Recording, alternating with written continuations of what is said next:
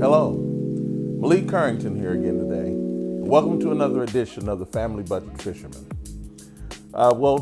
Today I want to bring to you a show and talk about a couple of subjects that have come up that have impacted how we in this channel view fishing products, marketing, and those people who influence the industry across the gamut. And two specific issues. And number one is there is in the industry, you have your professionals, then you have your non-professionals. And in the non-professional area, you have people who have still dedicated their lives to fishing, freshwater fishing. And in the social media space, there has emerged a particular company called Googan Baits. Many of you may have heard of Googan Baits or the Googan Squad, where there are 4 YouTube influencers. And just as an aside, an influencer is any person who has the ability to draw large groups of attention to their product or service or something that they're doing on their YouTube channel. And they're called influencers. They can say something good about a product and persuade people to purchase, say something bad, and people will refrain from those purchases, or do nothing at all, and people kind of read the body language. At any rate, Googan Baits has built itself from merely 4 or 5, and sometimes the way you count it, 6 influencers, to building a business of making baits, making rods, and building a brand overall. And they've done well for themselves. And they're at the top of the heap in that space. Well, they developed a relationship with a fishing rod company, a really big worldwide fishing rod company.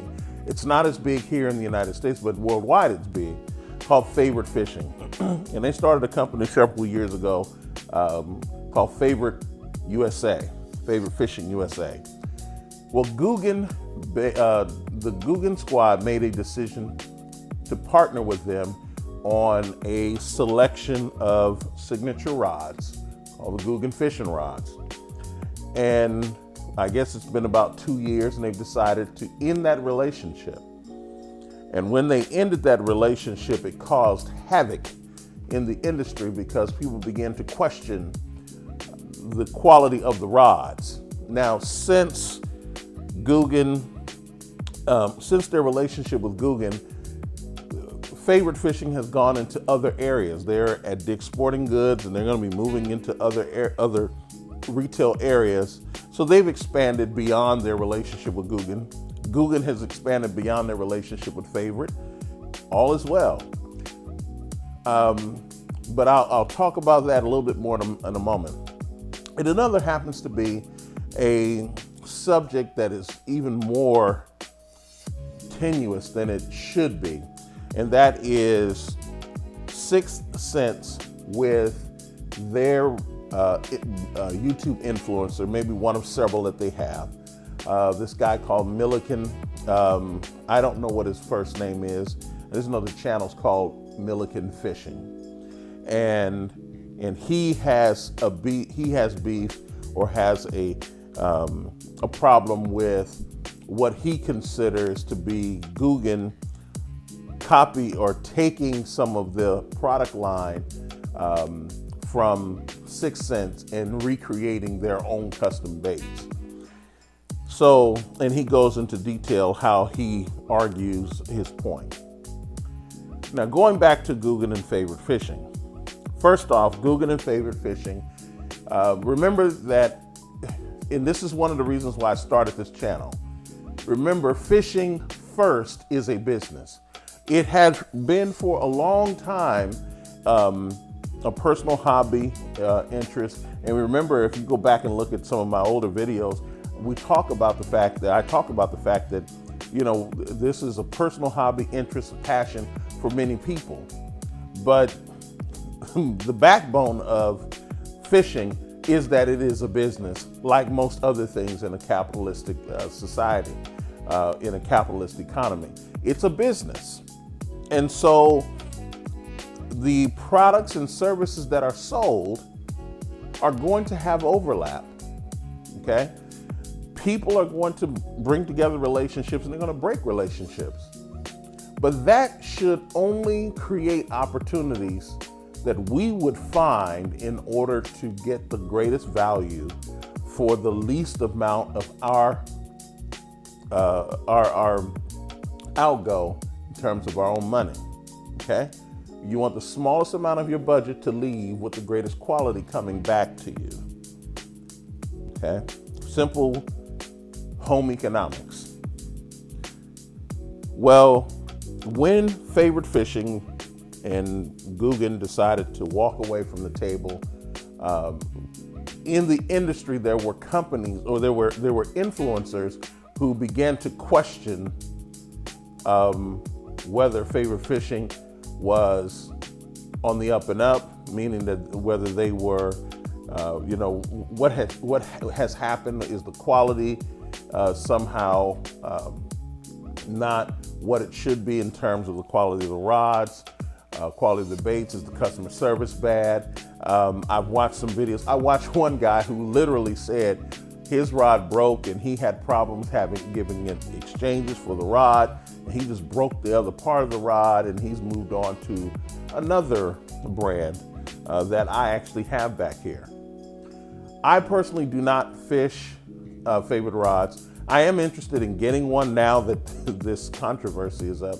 I don't know that I'll get one that says Googan on it, because I don't know if those are still out there. But I do plan on getting at least one of those rods and trying them out. At this stage, and again, go back and look at some of my earlier videos. The kind of production for mid-quality rods today rivals the top of the line stuff that Kevin Van Dam, in my opinion, is the best angler in fishing. The rods that are mid-level today will rival some of his top of the line rods that he used to win millions of dollars in competitive fishing 10, 15, 20 years ago. And just so that you know, fishing, the only thing that has changed about fishing, because the fish aren't different, the only thing that has changed is that there's more competition for certain bodies of water. There's possibility you still find bodies of water that have very little competition, but for the most part, that's what it is. And the reason why we invest so much in our equipment is to increase our competitive edge, not in catching the fish, but catching the fish in concert with other people who also have great equipment to catch those fish. So Favorite rods may fit the bill. My suggestion is to stay out of that argument. Whether Favorite Fishing is a good rod or not should be what you believe it is. Buy one, try it out, see how well it does for you. They have some very interesting colors. Don't allow for your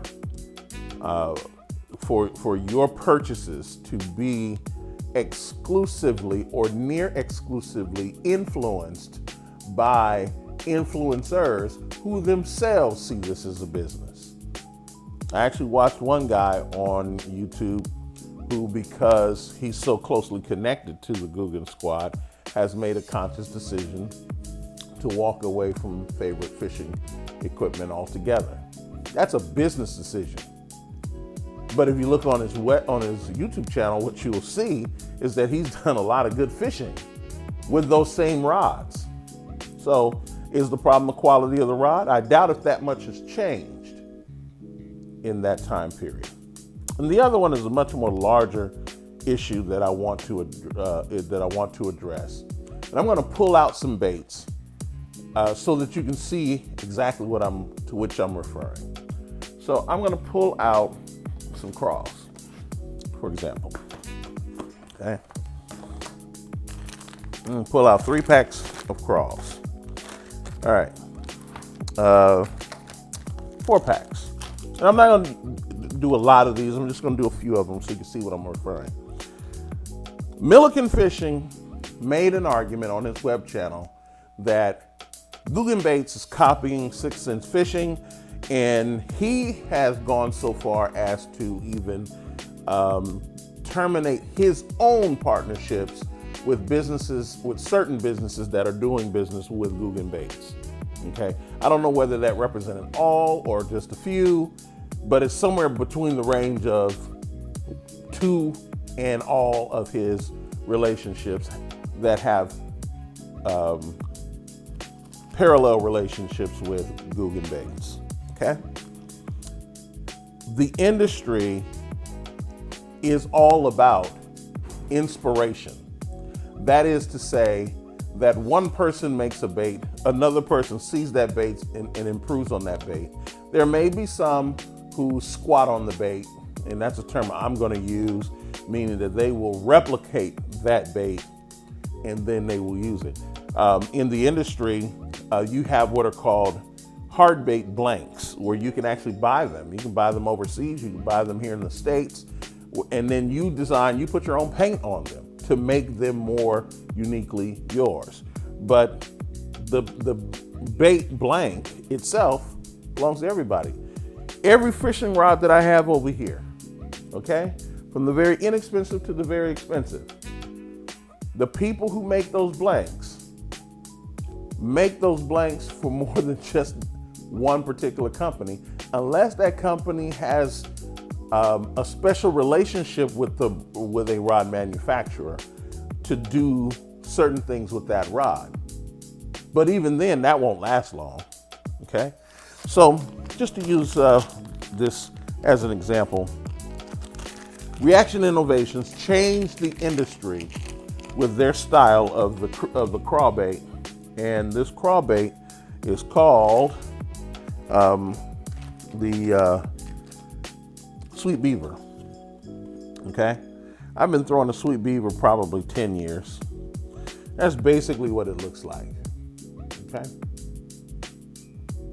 and that was an industry game changer at the time.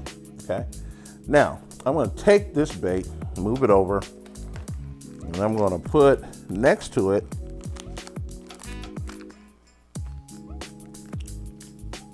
Kevin Van Dam's version by Strike King, his signature series model. Okay. Same color combination, kind of a spray grass type combination. The only difference is these claws right here. This is an original. These claws are not, are original to this new bait. Okay, I want you to see that. Okay. Then I'm going to take Yum Baits. Okay. Yum Baits. Lay it up here. Excuse me. And there you go. The design, very, very similar. Just so that you know. Okay. Reaction Innovations, Strike King, Yum Baits. Okay. I can take this and do this with Senko's by Gary Yamamoto and go to these same companies. I don't know if Reaction Innovations actually makes stick baits, but definitely Yum Baits does. We all got Yum Baits, Young Dingers. We have Strike King, their version. They have some stuff out. Gambler. Lot of Senko style baits out there. Missile has a version. Several others. Okay. If 6th Sense Fishing has real trouble with the products that Googan Baits have produced, then what they should do is they should get their lawyer to send a cease and desist letter and then work it out in court. And whatever happens, happens, okay? But the idea that you shout them down and your goal is to sell product, to yell out, oh, he copied me. Well, everybody can be copied. And we don't give mechanical royalties in most cases. When it comes to any industry, pick an industry. My grandmother, bless her heart, my grandmother's in her late 80s. She said to me about 10 years ago, she says, grandson, let me tell you something. There are only 7 notes in music. 7. She said, now you can accent those notes and make them sound different, but there are 7 original notes in music. Those 7 notes make gospel, rap, R&B, classical, and every other genre of music you can name. It is possible that you can have a similar beat from one song to the next just because there are only 7 notes. And 7 notes is only going to give you so many different versions. Okay? By the way, here are some crappie jigs that look very similar to one another. Okay? Now, and these are the ones that I throw. Okay, it's kind of a triple colored bait right there. And I will clarify that Miliken Fishing argues exact replicas in some cases. He says in his opinion. The law doesn't quite see it as exact as he does. The law says if there's a substantial similarity, meaning that if I, as a consumer, were to look at these 2 products and I don't see a detail that is significant enough to say this is different than that it can challenge my patent, trademark, or copyright, okay? Music's the same way, just about every industry, especially when it comes to game changers. The Alabama rig enjoys a very similar trajectory. The Ned rig enjoys a similar trajectory. I mean, just take your pick when it comes to baits. The law says substantial, if it's substantial enough to harm one patent, trademark, or copyright. In the fishing industry, I don't know how often that is challenged, and I doubt very seriously that Sixth Sense would be successful in their challenge because they are not originals when it comes to the baits that even they make. They may have a different nip or tuck here, but they'll take an opponent in a court case could take you all the way back to the original design of the pencil popper back in the 1800s or early 1900s and say, well, Mr. Hedden, should we be giving him mechanical royalties because of what he made? Or the people who made the rattle trap? Take your pick of the bait. The original spinner bait. I mean, how many iterations of the spinner bait are there? Plenty, I'm sure. Our goal here is to convince you that the best quality fishing products can be purchased at budget cost. And if Sixth Sense Fishing can give us that, then we go with Sixth Sense Fishing. If Yum or Berkeley, or meaning their power bait, or take your pick of the company, if any one of those can get us to maximize our value while reducing our costs, our exit costs, our actual costs, then they deserve to be patronized. Now, there are those of you who would prefer paying a premium for these items. If you want to pay $20 or $30 for a diving plug or a jerk bait, people are paying that kind of money for swim baits. I mean, there's a YouTube channel guy in Arizona who's dedicated to spending $200, $300, $500 And I'm giving those exact numbers. I think he paid $500 for a swim bait that he was throwing. Oh, may he be blessed.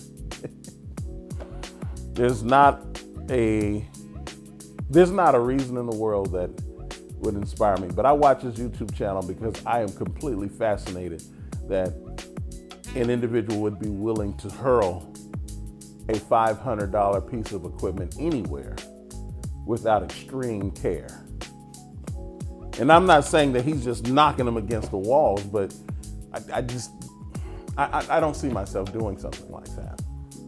That said, our goal here is to share with you on that and for us to make a decision based on an influencer rather than our family's budget is defeating the purpose of being able to build an arsenal that you and your family can enjoy.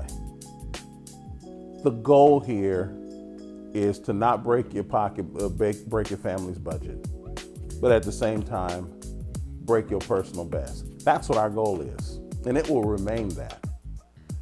Miliken Fishing should focus on his signature series rods that are made by 6 Cents.